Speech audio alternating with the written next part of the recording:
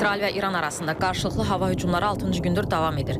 İsrail ordusu X sosial şəbəkəsində İrana yeni zərbələr dalğasının başlandığını elan edib. İsrail hərbi hava qüvvələrinə məxsus 50-dən çox qırıcı İranda hərbi obyektlərə zərbələr endirib. İran kütləvi informasiya vasitələrinin məlumatına görə Tehran yaxınlığında raket zavodu və hərbi universitetə aviazərbələr endirilib. Qeyd olunur ki, Tehranda sentrifuqa istehsalı müəssisəsi də hücuma məruz qalıb. Biz dərin zərbə endirmişik. İranın nüvə, balistik və idarəetmə potensialını vurmuşuq.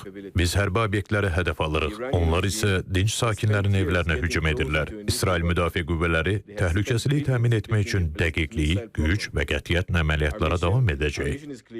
Tehranda sakinlərin kütləvi şəkildə paytaxtı tərk etməyə başladığı, nəqliyyatın hərəkətinin məhdudlaşdırıldığı, yanacaq doldurma məntəqələrində həddindən artıq növbələrin olduğu bildirilir. Bu səhər İsrail ərazisi raket hücumuna məruz qalıb.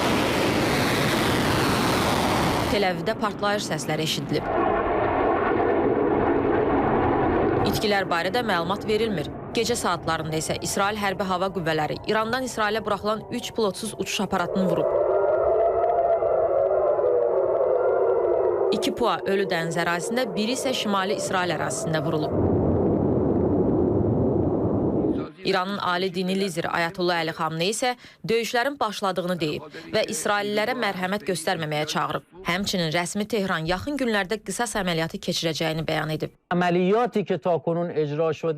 İndiyə qədər aparılan əməliyyatlar sadəcə xəbərdarlıq və çəkindirmə məqsəd daşıyırdı. Yaxın vaxtlarda qisas əməliyyatı həyata keçiriləcək.